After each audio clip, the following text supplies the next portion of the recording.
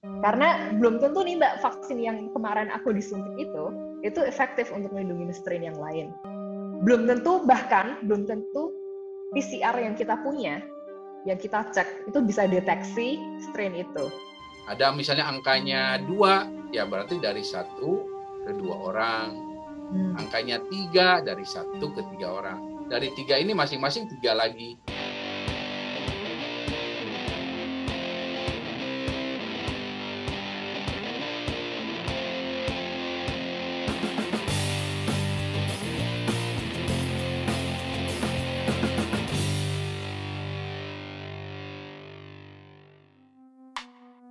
Resminya, ketika meliput isu ini, vaksinasi sudah diprioritaskan untuk kelompok umur 50 tahun ke atas. Bahkan kelompok yang ada di garis depan seperti wartawan pun sudah divaksinasi massal. Yang Anda lihat di belakang saya ini adalah teman-teman media yang mendapatkan vaksinasi dosis kedua. Nah, kalau dilihat dari mereka, nggak semuanya ini lansia. Karena mereka ini adalah teman-teman yang ada di garis terdepan. Setiap harinya bertemu dengan orang yang berbeda-beda dalam situasi yang juga dinamis sekali, berbeda setiap harinya. Maka mereka berhak untuk mendapatkan vaksinasi. Tapi kalau kita lihat, bagaimana soal pencapaian herd immunity atau kekebalan terhadap suatu populasi? Akankah bisa tercapai jika hanya di Jakarta aja nih yang ramai sekali seperti ini dan kota-kota besar lainnya?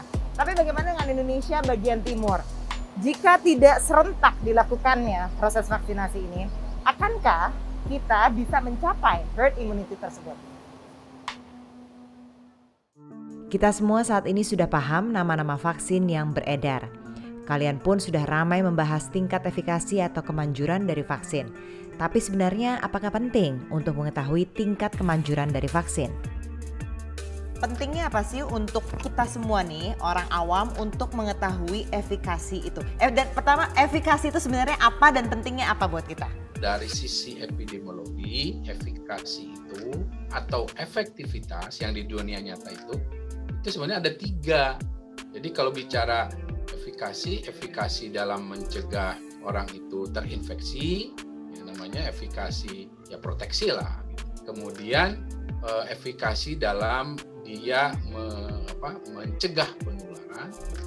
Ini yang penting karena dalam hal ini dia bisa dalam fungsi untuk nanti yang herd immunity itu sebetulnya mencegah penularan, termasuk efikasi dalam mencegah keparahan, orang itu jadi nggak sampai meninggal. Nah ini ada 3. Jadi ketika bicara yang umum di berita-berita efikasinya sih kan, sebetulnya itu lebih pada efikasi mencegah infeksi. Kita semua, terlebih mungkin pemerintah Indonesia, itu sangat ingin bahwa pandemi ini cepat berakhir. Tentunya dengan program vaksinasi ini. Nah, tapi sayangnya banyak yang sebenarnya bukan kelompok prioritas nih, tapi mereka mendapatkan vaksinasi berdasarkan dari koneksi politik atau koneksi bisnis. Nah, kalau sudah seperti itu, kemudian bagaimana dampaknya? Apakah herd immunity atau kekebalan kelompok yang selama ini digaungkan untuk bisa move on dari pandemi ini akan bisa tercapai? Keefektifan sebuah vaksin penting untuk melindungi suatu bangsa, mempertahankan penyerapan vaksin, dan pengembangan untuk vaksin yang lebih baik. Kita tahu pentingnya ada efikasi itu supaya nggak salah paham nih. Jangan sampai kita mengandalkan vaksin seakan-akan, vaksin kan kalau gue udah divaksin udah 100% nggak akan kena COVID. Terus terang aja kayaknya aku nggak pernah dengar ada vaksinasi jenis apapun ya, nggak cuma untuk COVID. Hepatitis, mau polio dan lain-lain yang 100% melindungi orang itu dari virus atau bakteri itu.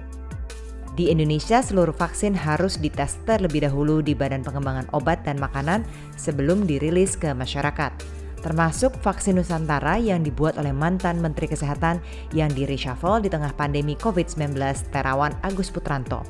Entah mengapa, vaksin Terawan sepertinya sangat dibela anggota Dewan dengan narasi kebangsaan.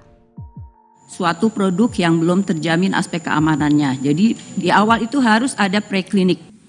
Kan biar cepat urusan-urusan model begini nih. Kalau data beda, mana bedanya? Data perlu difalsifikasi tadi yang Pak Saleh itu langsung dicek aja di situ. Negara-negara yang sebelumnya buruk menangani pandemi kini sudah jauh melebihi Indonesia. Seperti Amerika Serikat yang sudah mencapai 70% vaksinasi warganya, termasuk memberikan vaksinasi pada turis dan imigran yang tidak memiliki identitas. Berbagai varian COVID-19 sudah masuk ke Indonesia. Sampai informasi ini ditayangkan, Amerika Serikat mengumumkan varian baru yang ditemukan di remaja dan anak. Jadi kalau misalnya Kang, aku bisa bilang, orang kan melihat adanya vaksin itu adalah kayak cahaya di akhir terowongan yang panjang.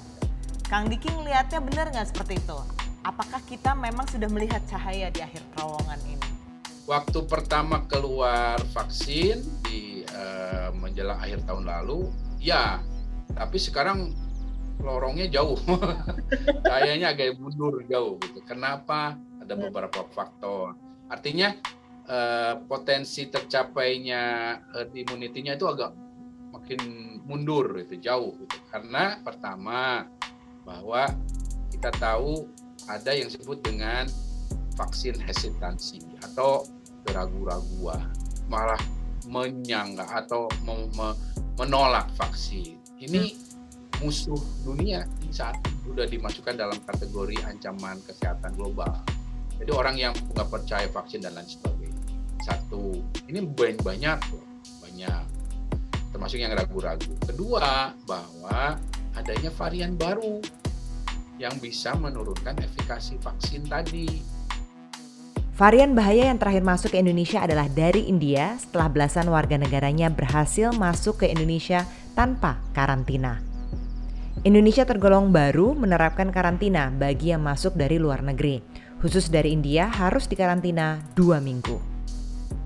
Sebenarnya kalau ngelihat COVID-nya, yang mana yang lebih bahaya adalah yang mana yang kita belum punya vaksinnya. Karena belum tentu nih Mbak, vaksin yang kemarin aku disuntik itu efektif untuk melindungi strain yang lain. Belum tentu PCR yang kita punya, yang kita cek, itu bisa deteksi strain itu. Bicara kekebalan kelompok ini, pertama modalnya adalah sudah ada vaksin. Berapapun efikasinya, gitu. Berapapun efikasinya sesuai standar minimal tadi, itu akan sangat berguna untuk mengarah pada kekebalan kelompok. Nah, namun yang harus dipahami juga bahwa mengarah ke arah kekebalan kelompok ini ada fungsi lain, yaitu yang disebut dengan angka reproduksi. Apa tuh Angka reproduksi itu adalah kecepatan atau angka kecepatan penularan dari penyakit ini dari satu orang ke orang lain. Ada misalnya angkanya 2, ya berarti dari 1 ke 2 orang. Angkanya 3, dari 1 ke 3 orang. Dari 3 ini masing-masing 3 lagi.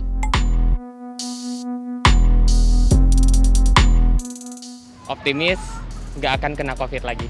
Kalau optimis sih 50-50 ya, tapi tetap kita harus jaga protokol kesehatannya juga. Insya Allah optimis. Sebetulnya kan vaksin bukan buat pencegahan ya, cuma untuk meminimalisir efek.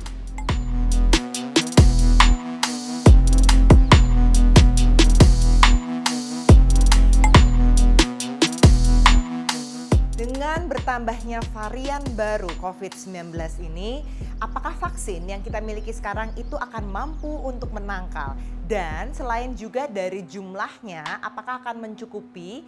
Bahkan berapa kali sih sebenarnya kita nih yang sudah vaksin itu harus diberikan vaksinasi secara berkelanjutan untuk bisa menangkal varian yang baru-baru nantinya lagi. Dan sampai kapan Indonesia ini akan bisa keluar?